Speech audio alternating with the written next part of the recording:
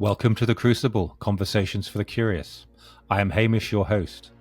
This podcast is for anyone going through awakenings, trying to make sense of life, whether dark nights of the soul, needing to make life-changing decisions, struggling with addiction or critical illness, or simply realizing that their life as they know it is not aligned to values and purpose.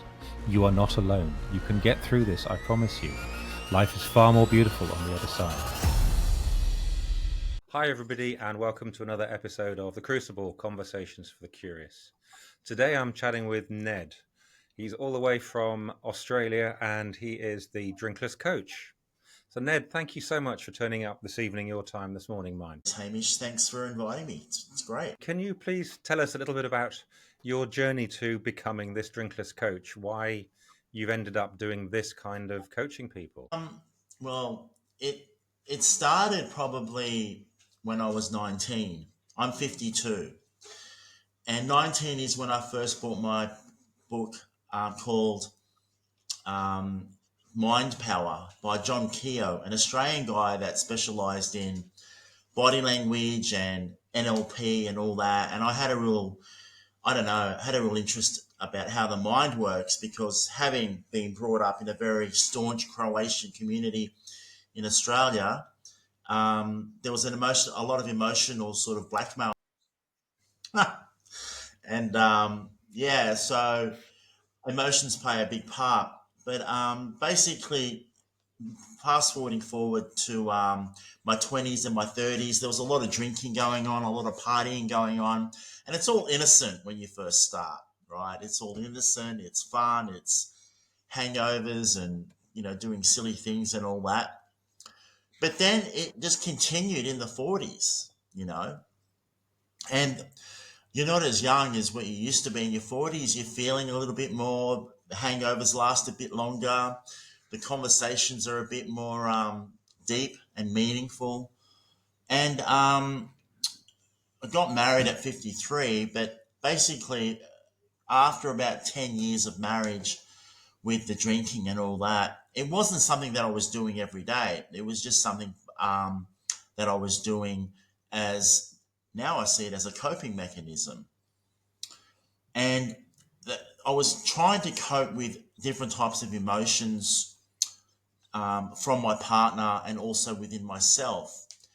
And it all stemmed from my childhood, which I hadn't really processed as an adult. And so everything was sort of transpiring through the course of my adulthood.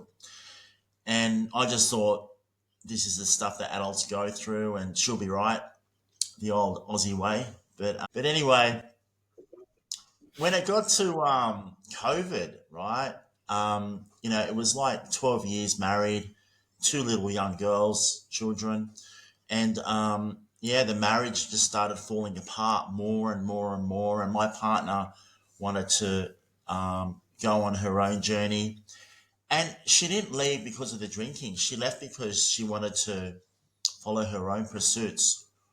And when she did leave and take the children, we thought, give us the space and do a trial. That's when I hit the red wine hard. And I hit it hard for 2 years. Knowing what I know about the mind and doing hypnotherapy and everything, I just decided that I didn't want to know anything. I just wanted to hide away, and I was just drinking and constantly just being a functional sort of alcoholic, to tell you the truth. A lot of shame, a lot of guilt. And, when kids are involved, you just can't decide to just have your own life and not take responsibility, because those little eyes are always watching you and wondering what you're doing and how you're doing it. And, you're influencing your children. And so I had to start asking some really deep questions. Is this what I want my lot to be like? Is this how I want life to be? Yes, I've gone through a divorce. Yes, I'm the black sheep of the Croatian family. No one else has gotten divorced in my community. I'm the first one, whatever. So it was quite debilitating, right? But the thing is, so many people get divorced and so many people go through trauma and hardship, and they've come out the other end and they've been okay. And I thought, well, maybe I can do that as well. So I just started looking inside, man. I started looking at, what have I got? I've got a space in my home where I can start, thinking about escaping from this routine of drinking every day. I knew about the mind, I knew about the subconscious programming, I knew about conditioning from the past, I knew about releasing trauma and everything like that. So I just got really accountable on the 31st of January 2023, which is not that long ago. But that was the last time I had my ceremonial red wine, and I didn't have one, and I haven't had one since, right?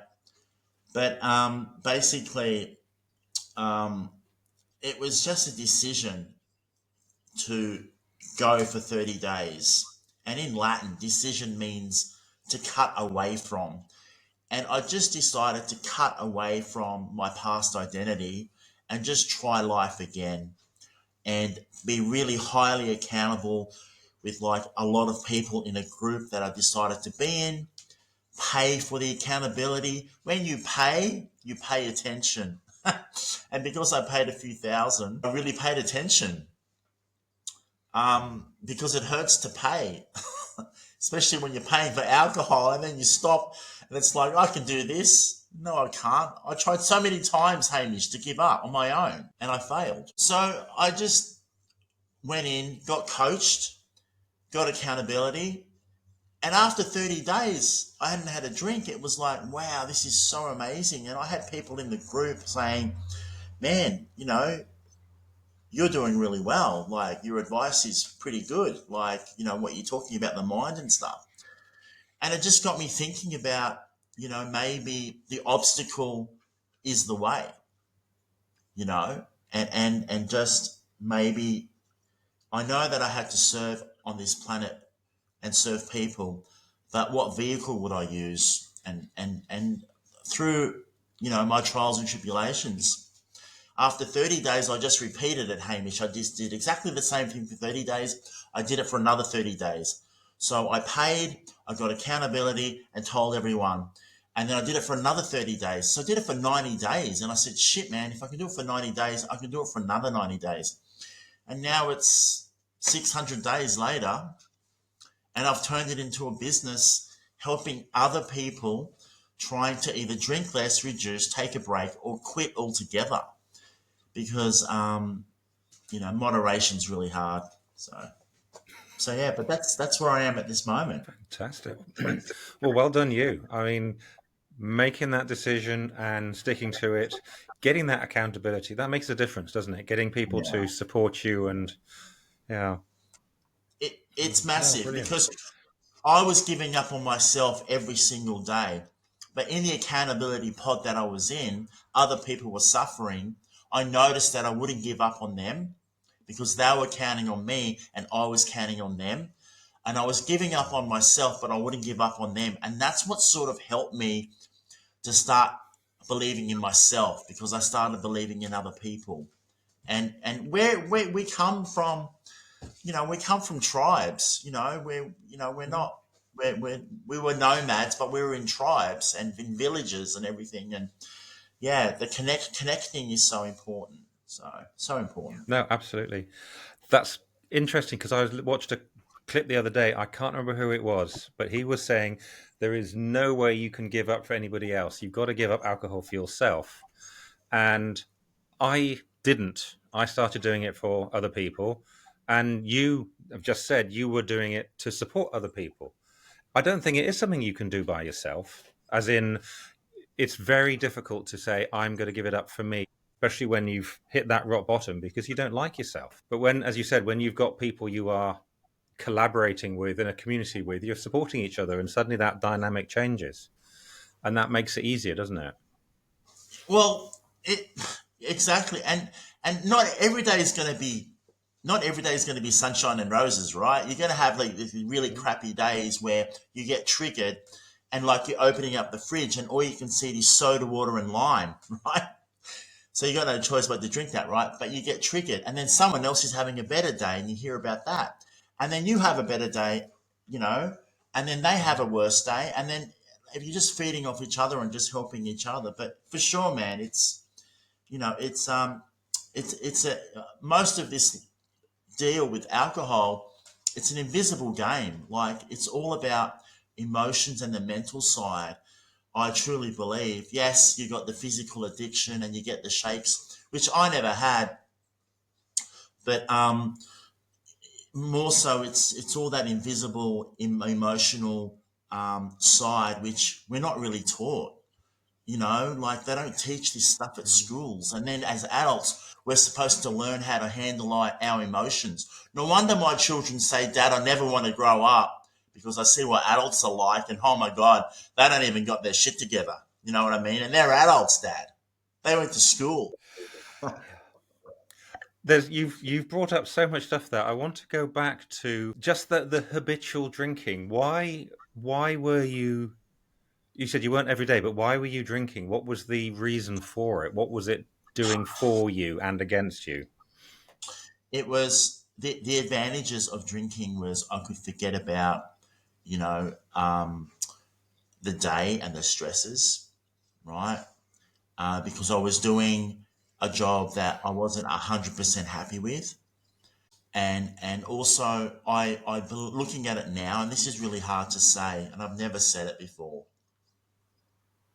but I really wasn't connected to my wife. It takes two to tango when you separate with someone, and I take just as much as responsibility for the separation as she does. And I think that the drinking was just masking the deep connection that both of us yearned for, but didn't know how to really get to that place. Like we'd done a lot of inner work, but the connection wasn't there after the second child. It really wasn't there. She was going through a lot of emotional. She went through a midlife crisis at 35, right? So, and I couldn't help her because I didn't know how to help her. I wasn't there for her. But I think I was using it and it was so normal, Hamish, in Australia. I mean, we've got amazing weather, especially where I am in Queensland. It's optimal weather in the world, right? Where 90, like probably about 70% of the time it's beautiful weather, right? And so it's outside, it's barbecues, it's drinking, it's we're at the beach and it's just normal. But yeah, it was masking the emotional defects that I felt about myself because of my upbringing in Sydney and the emotional sort of blackmail that was going on, and my dad being very staunch Croatian, and there wasn't much emotional outlet, so everything had to be stayed inside, and you were to be seen and not heard, and the self-esteem wasn't there. So I think it was that stemmed into all aspects of my life, including my marriage, but also, yeah, just wanting to numb out, man, and not forget about the day.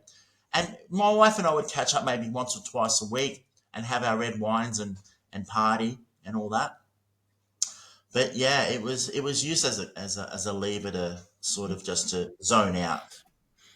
It works, but it just makes your world smaller. It stops you being so attentive, doesn't it? It stops you being, as you said, so connected. And you start to miss out on stuff. You miss out on relationships and work and all sorts of things. Yeah, I mean, your inhibition. Yeah. I was just going to say your inhibitions drop as soon as you consume alcohol. Your inhibitions drop, and then you feel like you can open up and really express yourself. But the thing is, why do you need alcohol to express yourself to someone that supposedly, is the love of your life? I mean, there's so you're always wiser in hindsight, but that's what was happening. So anyway, yeah. And you mentioned a really interesting point as well. You weren't happy in your job. How does that affect one's self-esteem and, I guess, propensity to drink? Just to sort of, yeah. Like I don't know what it's like in England, right? I've lived there, but I only visited half of the pubs in London. And there's only about 7,000, right? Back 30 years ago. But in Australia, most people don't like what they do for a living. They don't. Like I don't. I speak to a lot of people, and they don't. They don't like what they do. They can't wait for Wednesday, hump day, and then Friday. It's like, yes, the weekend's coming, And then Monday comes and they're moaning, and most people are like that. So I guess, with the not liking the job, you just put up with it, and you tolerate it. And what drinking does is it helps you tolerate a life of mediocrity. And for a long time, if you can have drinks, and just dull down the senses, right? The government loves that. But, everywhere, it just numbs everything out. Then, you can put up with most things because you're not feeling life. You're not being able to express yourself either. But I wasn't on purpose. Like, I think especially men need to be directional in their life, and they need to say, right, this is what I'm going for, and that's what I'm doing, and I really love to go for that, and it's going to be a challenge, and I'm going to go for it. I'm in the savannah, I can see the gazelle, I'm going to go hunt for that gazelle and bring it home. And I didn't have that. I was just wandering and drifting. Yep, I understand that, and I see that, and I see that regularly. It's when we don't have that purpose, when we're not aligned to a purpose. As you said, mediocrity. It's the worst swear word out there, isn't it? It is just bland and numbing. So yeah, so just wrap my head around this. The job is boring, unpurposeful. The drinking comes in, and it just, as you said, it just settles everything down, makes the world smaller. Looking Yeah. forward to the weekend, not performing, mediocre, all that kind of.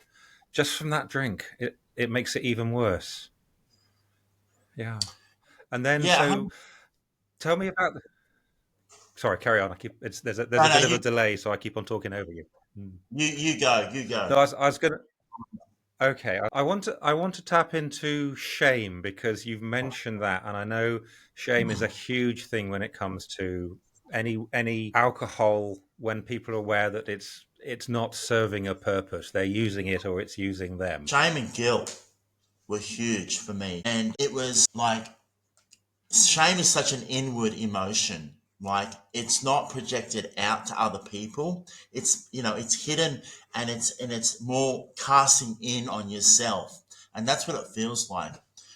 And when you're shameful, when you start hiding your drinking. When it's shameful, when you start thinking, my God, I've gone to that bottle shop twice in a row, and then I'm going to that bottle shop, and then there's that bottle shop. Oh, I better do the rounds and go back to this bottle shop because he's seen me 3 days in a row, and there's a bit of shame there, and then the guilt and the shame with not being the dad that you thought that you should be, and that people think that you are, but you're actually not because you're not present with your children. Shame is like I speak to a lot of people about their emotions, and the reason they don't want to talk to me is because of the shame, because they're so shameful and they think that they're the only ones that are going through that emotion. And most people that I know that drink have got some form of shame around their drinking, because it does start to escalate over time,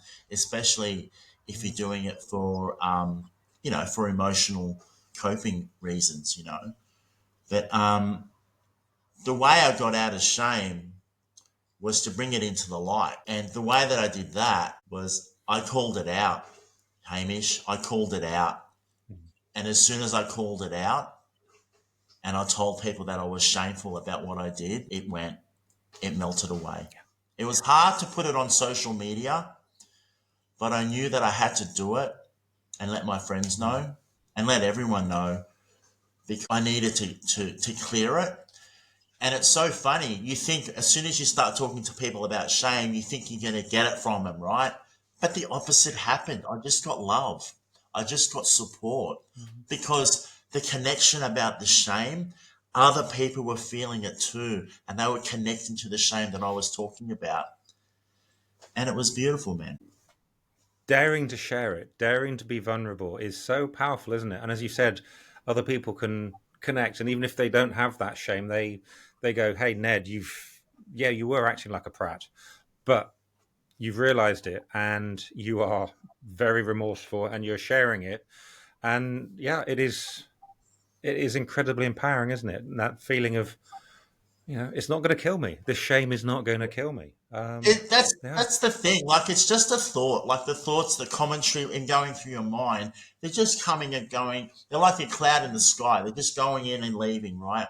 And you think these thoughts are going to kill you, but they're not. You think the shame. I don't know if anyone's ever been, diagnosed with shame, gone to the surgery, and the doctor said, "Oh, miss, sorry, he died from shame." I've never heard of that, right? But it's like it is like that, but the thing is that once you do it and you call it out, it doesn't have any power over you. And yeah, you got to feel a little bit of pain, but you got to feel that pain because it's like the butterfly leaving the cocoon and going into that metamorphosis from that grub, and I was a grub, to a beautiful butterfly. But he's got to go through that pain of going through the cocoon. And it's going to be painful, Yeah. but that's what makes the wings puff up and blossom into a big span, so you can fly, And that's how I felt straight after it. Yeah. Like I felt like, wow, yeah, it was tough, but now it's good, man. It's good, but you got to go through it. Yeah.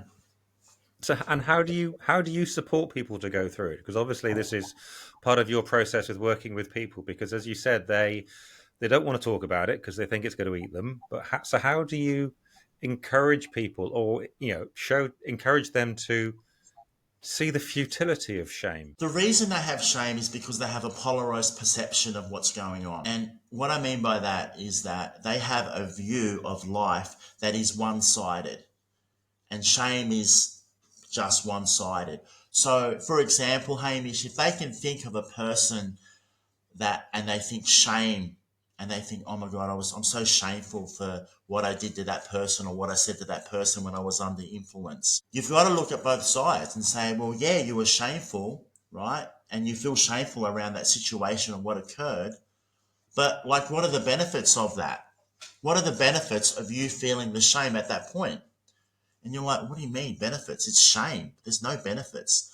Look again. What are the benefits? What do you mean? I was really shameful to that person and everything like that. I go, well, look again. What are the benefits? And they go, well, it sort of woke me up a little bit. And it sort of made me realize that, shit, maybe I'm not as smart as what I thought I was. And then what happens, Hamish, is they start to realize that the shame was giving them a blessing in disguise. And then they start to balance the equation on the shame. And it's not just all negative. There's some other stuff over here that they start to come to fruition. It starts to really give them a light bulb moment.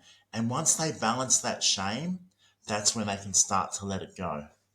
And that's how I do it. I do it through a process, through timeline therapy, which is all about disassociating the subject or the client from the event so they can get the positive lessons that the negative lessons have been holding them back in their nervous system. And I'm probably jumping ahead a bit here, but it's all about balancing the perception of what's going on with that emotion. And once we balance shame, guess what happens? They start laughing at me. They start going, holy Toledo, this was holding me back. I'm getting goosebumps, man, just talking about it.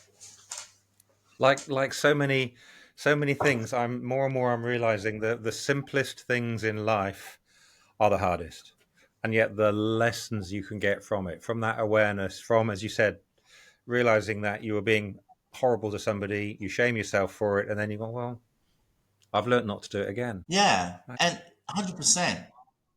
Yeah, it's just, and the thing is that, like, you can guide a person to do it, but at the end of the day, they're talking themselves into it because we're programming ourselves all the time. When we're drinking, we're basically conditioning ourselves.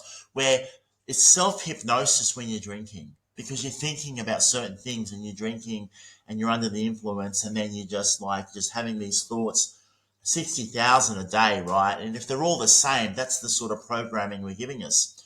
So when you go the other way and you say, well, what are the benefits? And they start looking at that and they start telling themselves these things about the benefits, and they have these aha moments. They just deprogramming themselves, and dehypnotizing themselves to see the other side, because everything has two sides. Sun rises, sun sets, ups and downs, and ins and outs, and everything. A tree grows up, but it also grows down. You look at any part of life, it has two sides. So it's just showing them that there's another side to this. Have a look, what's going on, and then they figure it out for themselves. And it's beautiful because they're doing it. You're just being the Sherpa on the mountain, climbing with them, and it's beautiful. And that's what I had to do for myself. So, yeah. That is the magic, isn't it? You've worked out a way that worked for you, and just like, hey, let's try this. I love the Sherpa on the mountain. I'd say you've got a torch and just shining it by their feet and say, mind that rock, mind that rock. Just the same thing, guiding them along.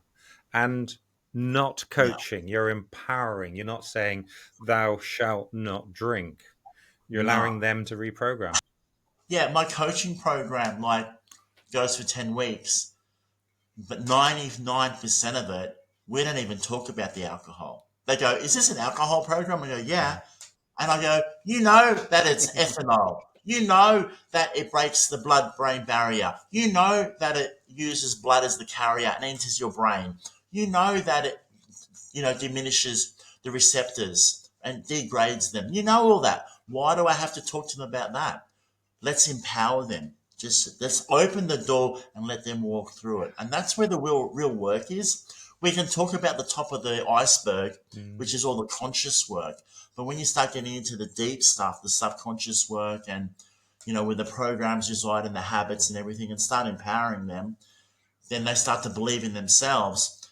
So rather than giving them a fish, we're teaching them how to fish, You're allowing them to unshame themselves. You're not doing anything for them, just holding that light. Yeah.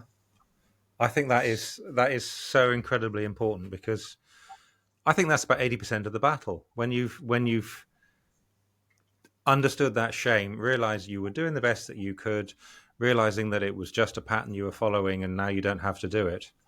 You're not going out and saying, all right, how much shame am I going to be tonight? Let's see it. Let's be really shameful tonight. You're not intentionally going out and wanting to be shameful, right? There's no intention there, but it happens. It happens. And it happens for a reason. We just got to find the other reason, and once you can show people the other reasons for it, it's like, most people are good people, and alcohol just gets in the way. And, people don't grow up when they're 12, and I see my daughters playing, and one of them wants to be an artist, the other one wants to be an actress. They're not there going, oh, I really want to be an alcoholic when I grow up, or I really want to be good at shame when I grow up, or I really want to have a lot of guilt when I grow up. No, they don't. No one grows up wanting to be like that.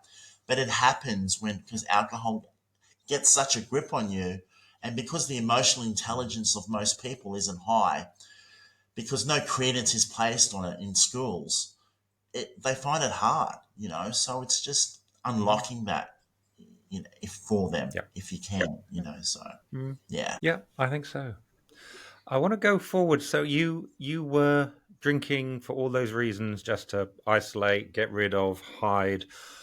How did you start to make sense of leaving that behind? But why were you unable to get any further than far, and then you went back? So whether before moderating, it was just you were in that place of, I want to. Tell me about that state when it's trying to get out of it and not getting anywhere. Yeah, I was just sort of pretending that everything was okay. And if you were to look at my life from the moon, you could see that I was basically going from work to home, work to home, work to home, work to home, not socializing, not doing anything, right? Via the bottle shop, of course, right? Backwards and forwards, backwards and forwards. And you sell yourself in the idea that, this is okay. I'm going through some stuff. Everyone goes through some stuff.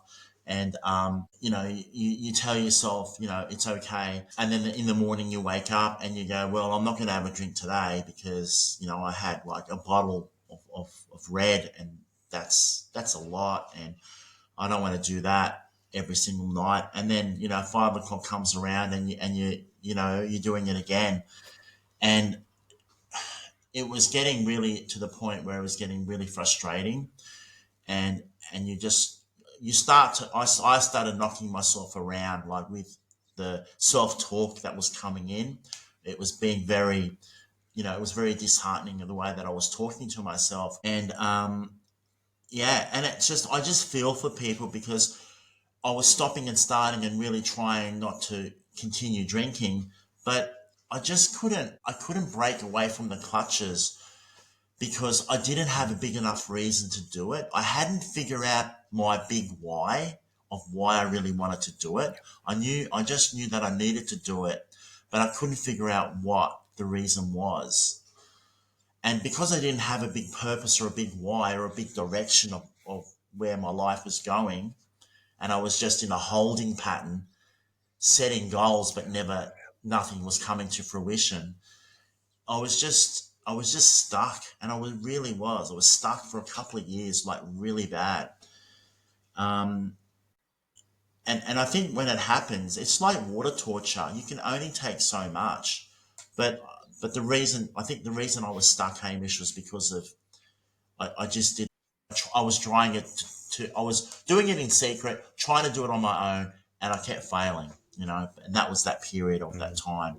That was really hard. It's a horrible place to be in, isn't it? Because Mm, it's self-defeating. You're doing it by yourself, beating yourself up. Damn it, shame. Not got a drink. Fucked up again. I've drunk again, and round and round and round it goes. And yeah, as you said, it's very difficult to do it by yourself. You need that support. You need to be heard, and I think absolutely you need to have a reason for it, a really, really good reason that is more important than the shame, more important than the fears, because all those demons aren't going to kill you either. No one's been killed by the demon of alcohol. yeah. I mean, the advantages of me leaving that identity life of that drinker, that secret drinker, I had more advantages of staying where I was than advantages of leaving that and going alcohol free. And I hadn't figured that out. There was a gap there.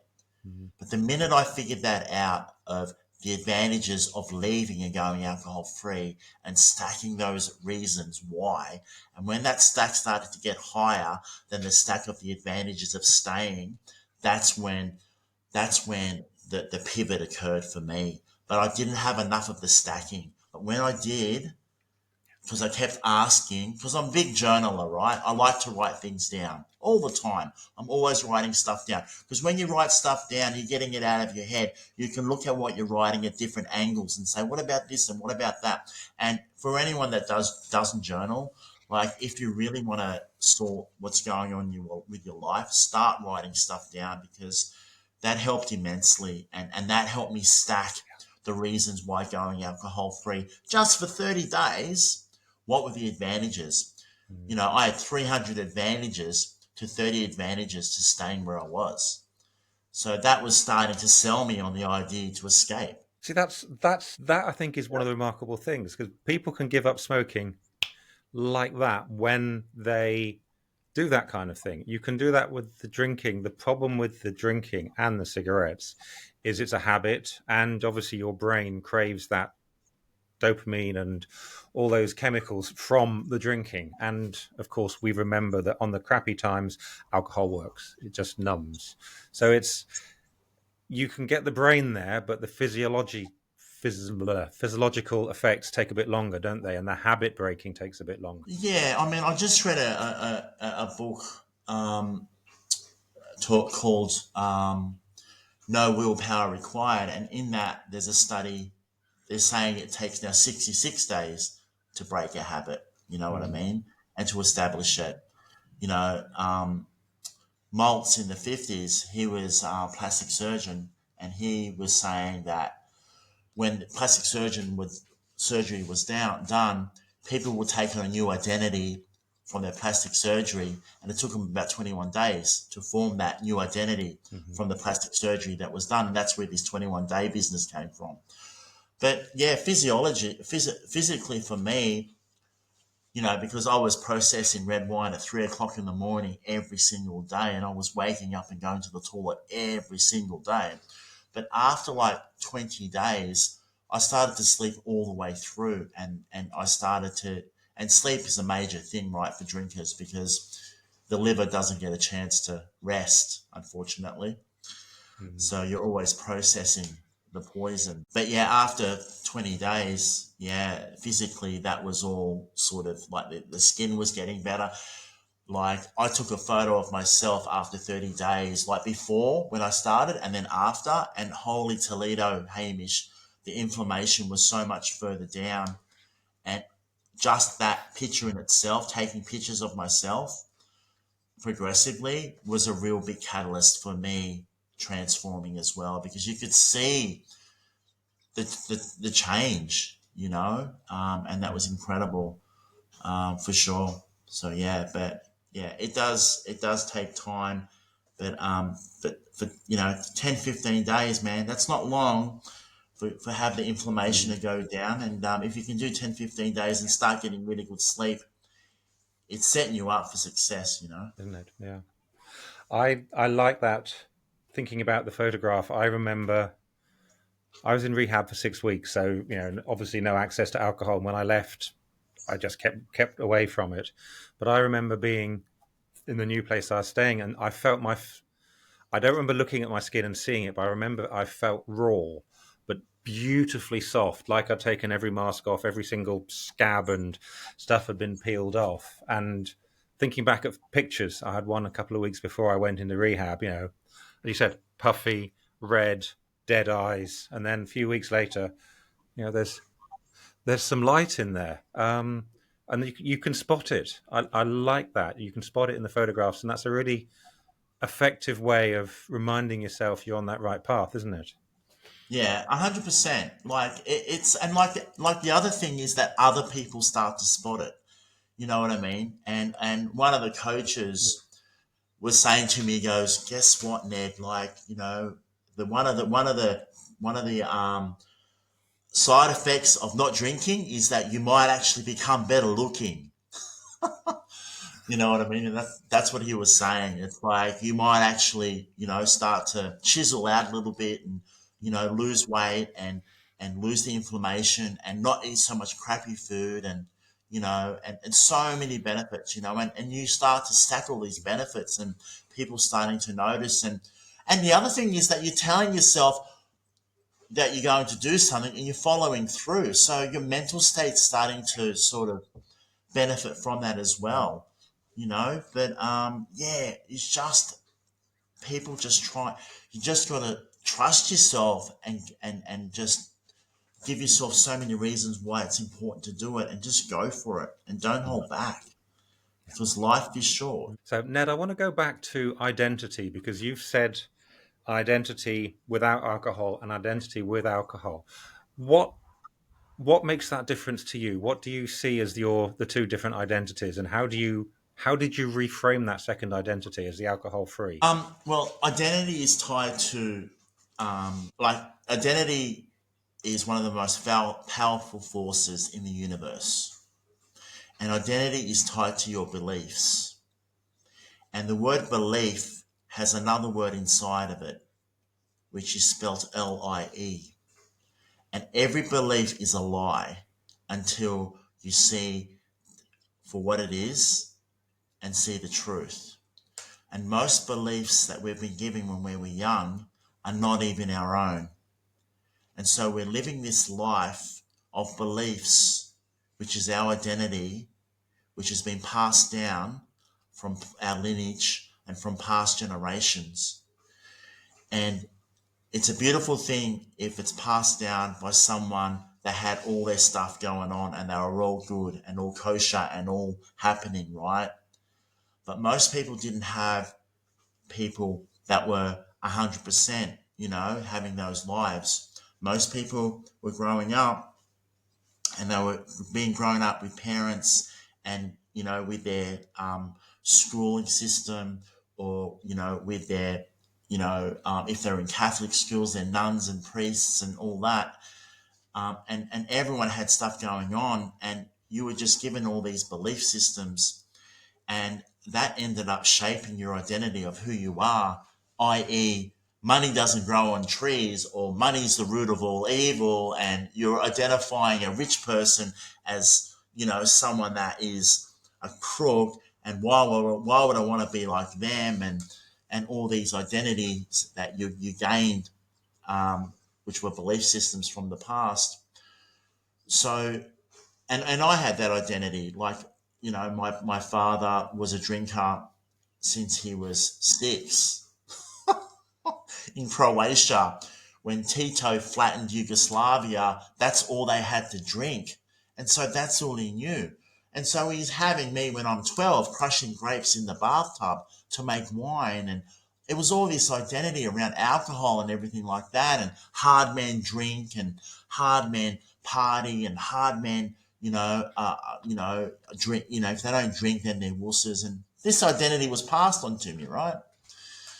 All these beliefs. So I had to break through all of that, and the journaling and everything that I was writing.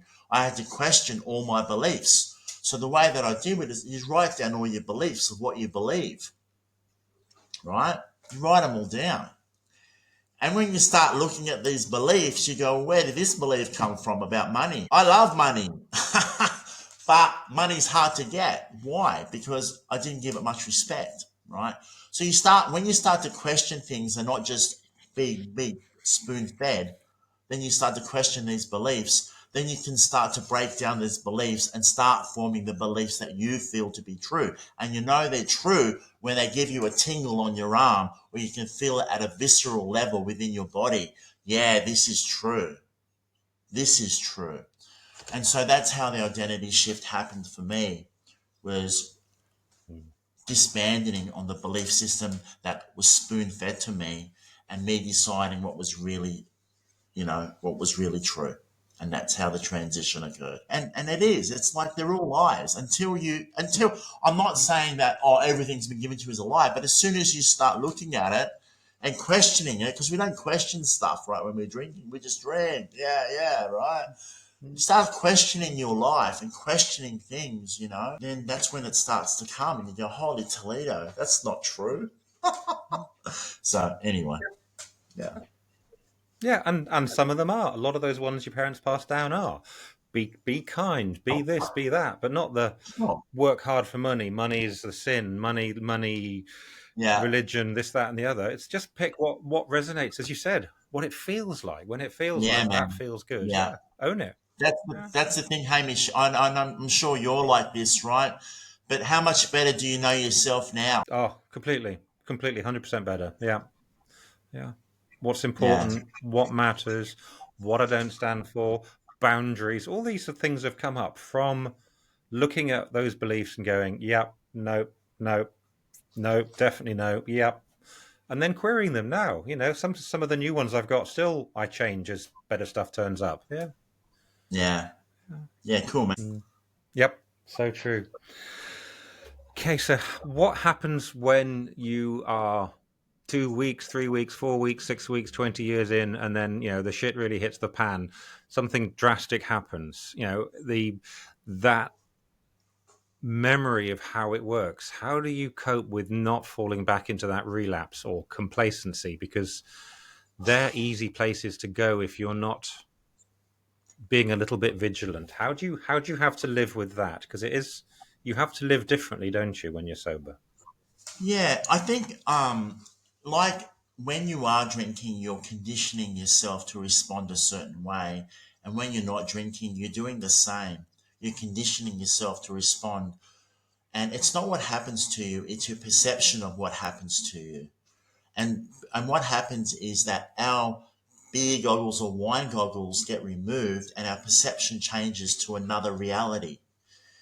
And so when anything happens in your life that is heavy or adverse, right, I always remember like how I used to feel when I used to drink, and I know now at a visceral level how I feel all the time, and it's completely 180 degrees different.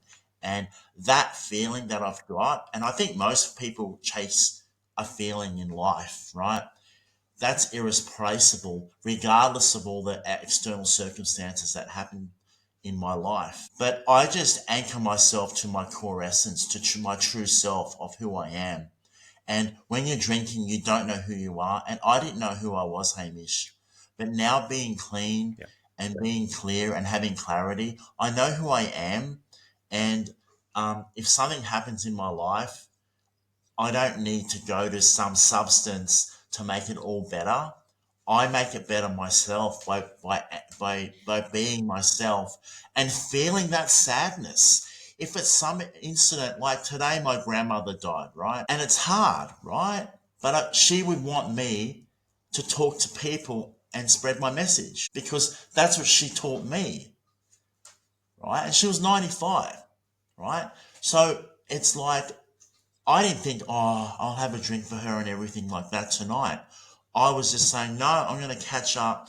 I'm going to chat to Hamish and we're going to talk about something that's really important and spread this message around the globe because people need to hear it. And that's where I come from with all of this now. I just go back to my values and my purpose. If I know what's really valuable to me and my top 3 or 4 values, which I know what they are, and everyone should know what their values are.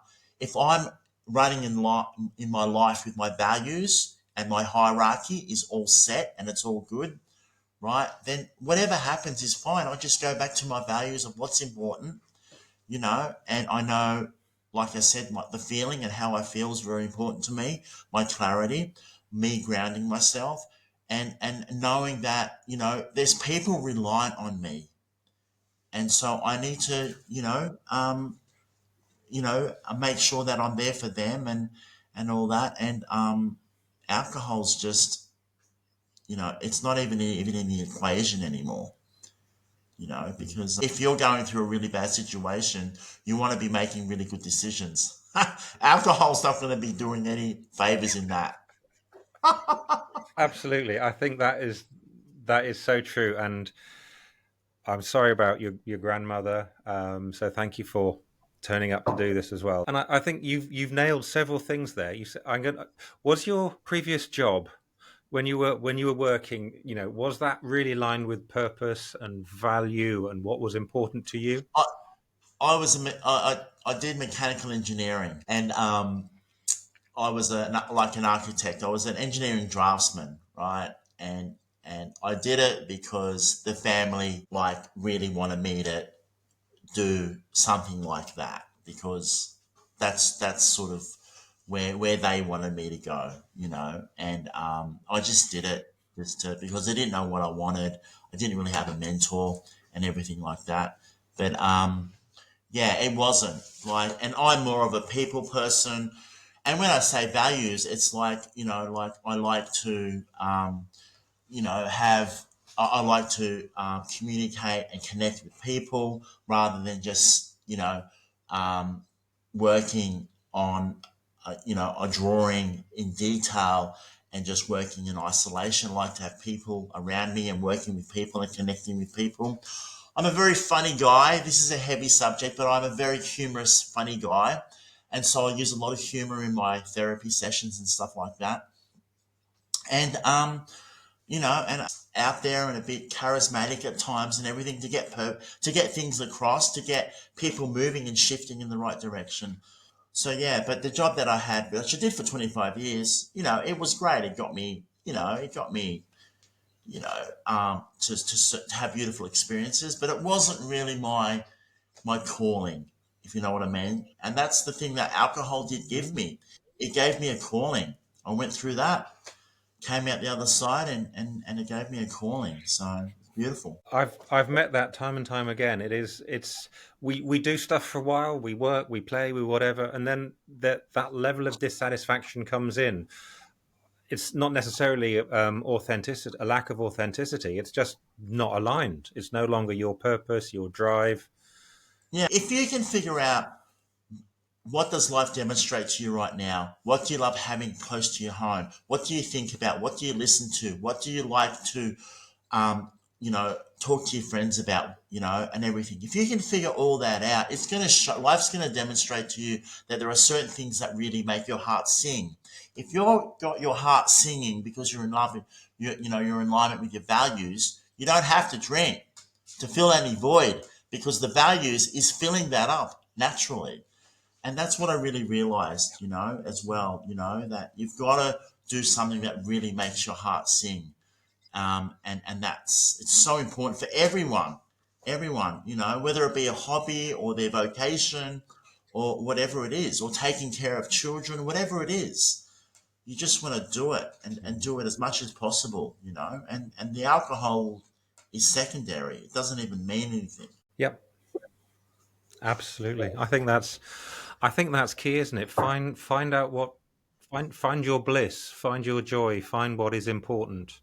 And it doesn't mean you can't have a busy, hectic job. It's getting that in harmony, but it's just being authentic, being what's really and accountable, and I guess ultimately you're taking responsibility for your life, aren't you, rather than giving it away to other people or other things like the alcohol. Yeah, I mean, Mm. 100%, 100%. Like we got this one life, this one beautiful life, and like I talk to so many people and about this subject, and people think they're going to be around forever the way that they talk to me, and it's like it's not like that, and it can be a slippery slope. So get on with it. Let's get on with it, and let's have experiences and feel all the emotions that we've been given. Feel the anger, feel the sadness, feel the hurt, feel the guilt, feel the shame, but also feel the joy and the gratitude and the love and everything else, and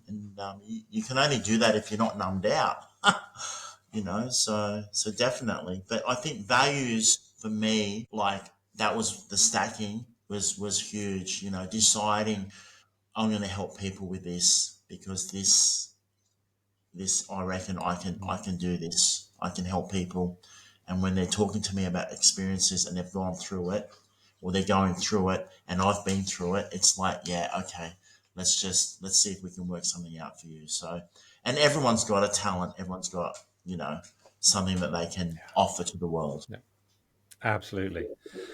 Well, I think this has been fabulous. Tell me, how can people find out more about what you do?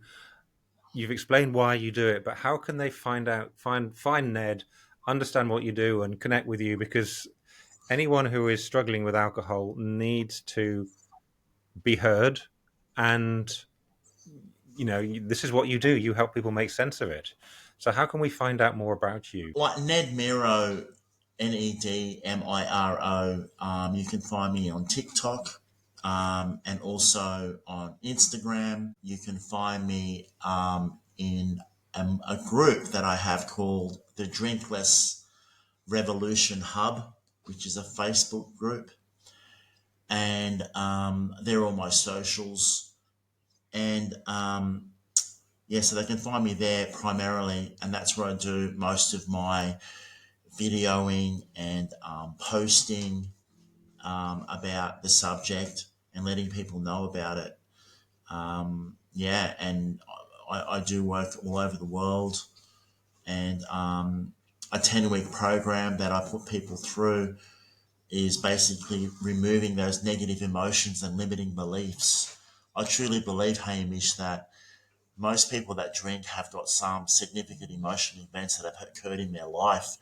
And if the trauma isn't removed from their nervous system and not processed correctly, then it's going to be really hard for them to remove alcohol. It can be done, but it makes it so much easier if they can clear their limiting beliefs and negative emotions. And that's the work that I do. And then once the onion is peeled, we pack it with, what really rings true for them with their values and goal activation and their roadmap and everything like that. But yeah, Ned Miro. If you just look that up on socials or just Google it, you'll find some stuff. A few hundred videos. Brilliant. Well, we'll put that all in the show notes. And I think what you do is it is remarkable. It is aligned with how I like to think, how I do things as well, because it is about interrupting, being curious, getting rid of that shame, and as you said, looking at what went wrong, what was taken on board as a child, as a young adult, whenever, and Yeah, realizing, it's in the past. It doesn't have to affect you. Yeah. 100%. Like, so true, Oh, man. brilliant. Yeah, but I've just finished writing a book called "Kick the Drinking Habit," and I'll put that in there as well. I'll give it to your guys, your listeners, as well as a gift, um, as well. And that talks a lot about what we discussed tonight, and the things that I feel need to be incorporated when attempting to, you know, to change your identity to a non-drinker. So I'll include that in there as well, Hamish. But yeah, 100%. We just got to deal with our stuff and bring it to light so you can shine. So yeah. Cool, Ned. Well, thank you so much for everything. I want to ask you one last question. What is the superpower that you've got from giving up drinking? I just want to. I just want to be an example of you being able to be yourself and just living your life the way you want to live it, and just making sure that you're living a good life with heaps of experiences with loved ones, doing good work, whatever that work is. But I guess my superpower is just being me, being my authentic self, the blood, sweat, and the tears, and just I don't. My superpower is I don't really care what people think anymore. I just give love, and give of myself and empty myself out every day, and then when I sleep at night, I sleep like a baby. So it's just that, being authentic and just being real, because it's I was fake for so long. So yeah, being real, man. Yep. I think that is super important. When you're being real, yeah, you are a shining example to everybody. That is spectacular. Yeah, and it doesn't take long. Like yourself, Hamish. It can turn in a blink, and maybe your life takes a while to change, but the direction of you facing from one direction to the other direction, that can happen in an instant, and that's all it takes. Mm. So, Yep. Brilliant. Oh, Ned, thank you so much for stories and wisdom and that lovely piece about identity. I think that was really super. Really appreciate sweet. your time today. Thank you. That's cool, man.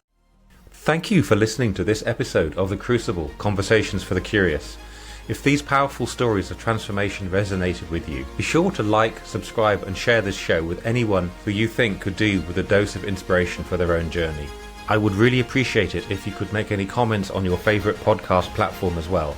That helps me reach more people. All the important links and information are in the show notes below. Thank you very much for listening, and catch up with you soon.